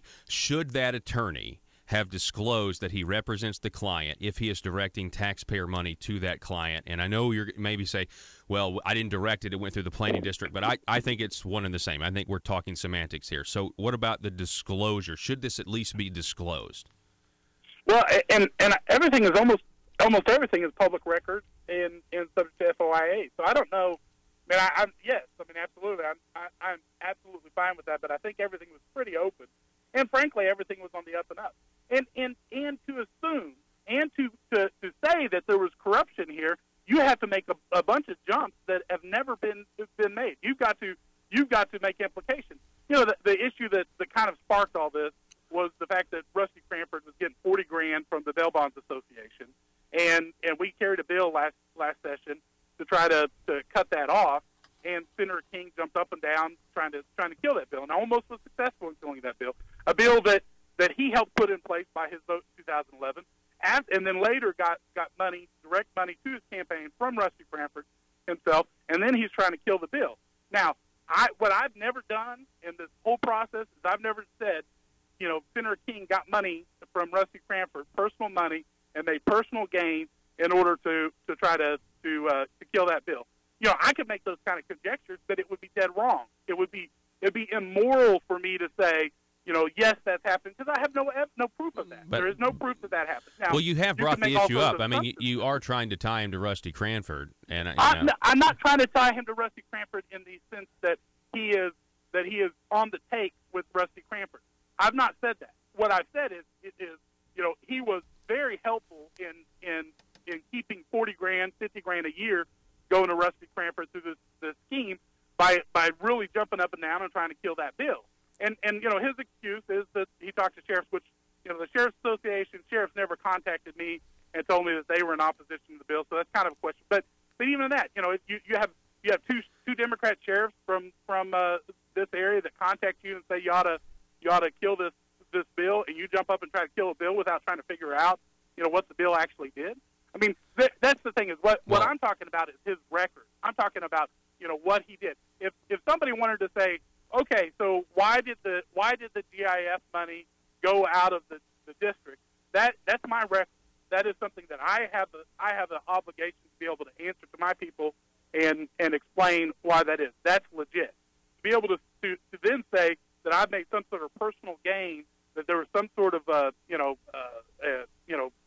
tit for tat, like I'm part of some sort of scandal. That's conjecture. That's rumors, and that's immoral. Well, I mean, listen. I think I laid it out in the hypothetical. I mean, I just think it should be disclosed to avoid the appearance of impropriety at the least. I mean, I agree. this is because this I think is what the people care about. I mean, this whole thing with Rusty Cranford, I don't even know. Like, I know that what Senator King says. I know what you've said on videos. To me, it seems like you're trying to tie them together, and I feel like that's. If you go watch some of the stuff that you've said online in the videos, Senator King says he didn't vote for that bill because his county sheriffs, in his district, were opposed to it. But listen, okay. So Paul, let's start with that. Let's say everything that Senator King has said about this is 100% true. Do you say that because a couple Democrats from back in your district call you and tell you to vote against something, is that a good reason to vote against a bill without figuring out what the bill does? I would say, I don't know specifically. I mean, we're talking about bail bonds, and we're talking about, I would say you would want to check with law enforcement. But what I would like to say, let me give you another hypothetical, because I'm telling you, this corruption is coming out, and this is what the people care about, in my opinion. I agree, but what I would say, Paul, is, if you're going to take the semblance of being upset about corruption, then I think that we should talk about the whole thing. And I think this So you're saying Brian King is corrupt with Rusty Cranford? Is that what you're saying? No. Well, honestly, I'm not saying that. I am particularly not saying that, because at this point I can't prove that he is on the take. Well, let's get to what let's get to real world scenarios. Let's say you have an attorney senator that takes a job working for a nonprofit, say for fundraising, and then there are lobbyists who make contributions to the nonprofit, like $140,000, and then they pay that senator attorney $120,000 of it. Do you see a problem with that? Well, yes, yeah. So I don't think that it's a situation where, the question of legality may be different than the question of morality, and I think that's it definitely smells like there's something not good going on. So that's a bad thing. So yeah. Okay, that's good. Yeah. Okay, here's another scenario. Let's say you have a state senator who's an attorney or a consultant. He has a client that receives taxpayer Medicaid dollars that the state senator votes on, like to reauthorize the program. We all know that happens, a lobby against increases or decreases, that sort of thing. Should the state senator have to disclose that he represents a client that is receiving this taxpayer money that he is voting on? Why or why not? And the answer to that is it probably depends, but I would say that would be I think a good public policy if what we're talking about is a lot of money and that attorney is doing. Now, one of the things that I've always had, I've supported Senator King's efforts with Medicaid disclosure in the past. But you didn't this last time, right? I think it's a good, and the reason for it is, and what I've said multiple times, I'm chairing the State Agencies Committee. And what I've coached my committee to do is that committee is where good ideas come and become good bills, right? So you have an idea that comes in and comes to this committee. Well, it's our job to make sure that not just good ideas come out, but good bills come out. And what I ran into with Senator King over and over and over again is I approach him to say, yes, but what about attorney-client privilege? How do you handle that? What do we do to try to create some balance there? Because privacy is for individuals. Disclosure is for the state.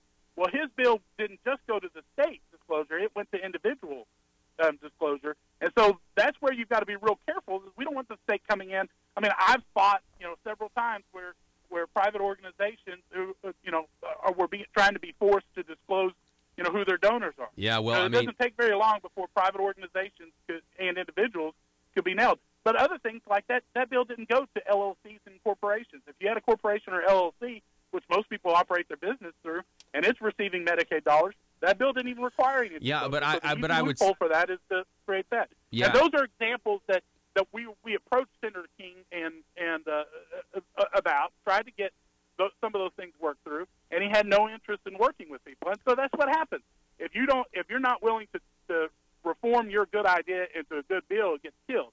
Now, I've voted for it in the passed out of giving deference to Senator King, asking him to make amendments. But now I'm the chair of this committee, this same committee that I have told, look, love some of these ideas. Let's hold on to this bill. Let's make reforms. Let's work with the bill sponsor in order to change this good idea into a good bill. Well, so it sounds like you opposed it. The sad thing is Senator King wouldn't do it. Yeah, well, it sounds like you opposed it this last time, though, because you are an attorney. And to me, I mean, what the bill's going to do is it may mean that attorney legislators get less clients. I mean, because if Paul, you have to disclose, then maybe you're not going to pick a Paul. legislator to be to be your attorney. That's Paul, what it sounds like the bill would have done. You have a bunch of conjecture, and let me tell you, I don't have one Medicaid client, not one client that gets any Medicaid money, not one. I don't have one nursing home. I don't have one hospital. I have no clients that get any Medicaid money. I work with a little dietitian that I've done some stuff with. She doesn't get any Medicaid money. We have zero Medicaid money that comes into my practice. So would you consider it if that had nothing to do but with if you did, would that be a conflict of interest? No, the answer to that and is shouldn't it the people be know? Shouldn't the people know if you're voting on them? I mean, shouldn't we all know? And what I would say is what we probably the answer is yes, if what we're talking about is enough money, but we need to do it in a way that preserves the privacy for private individuals. So what if? And his bill didn't do that. You don't have any clients. You don't have any clients. But what about the law firm? I mean, the law firm in general. And shouldn't it just be disclosed that there's a potential conflict of interest, just so people know? So if the Story Law Firm, for example, does have a client, shouldn't we know? Paul, that bill would not go to the law firm. It would have no impact on the law firm. The answer is, I don't know if anybody in the law firm that we do any business with any that has any Medicaid money goes to it. I know of none. There's definitely not any big clients. But that's irrelevant because that bill wouldn't go to them. It wouldn't extend that far. So I mean that's my point. Yeah. And that's the problem with Senator King is he won't sit there and listen, and he's completely unapproachable, and Bob, he is not willing to make. I'm sorry, we've gone way over. I apologize. We've got to go to break, but I appreciate you coming on, sir. Thank you, State Representative Bob Ballinger. Folks, we got to take a break right now. Back in just a moment. If you're like me, you believe that small business is the heart of Arkansas's economic engine, and it should be viewed that way by the politicians in Little Rock. Conduit for Commerce also believes, like you and I believe, policies that achieve less regulation and lower taxation help small business in Arkansas thrive. Other policies like small, constitutionally consistent government and reducing citizen dependency on government keeps it from growing and expanding its influence on our daily lives. Conduit for Commerce works every day to educate the general public and legislators on these important priorities in the name of Arkansas small business. By the way, contributions to Conduit for Commerce are tax deductible. Log on now to conduitforcommerce.org and click on Contact Us on the right side of the page. That's conduitforcommerce.org. Go there now and learn the facts on protecting small business in Arkansas.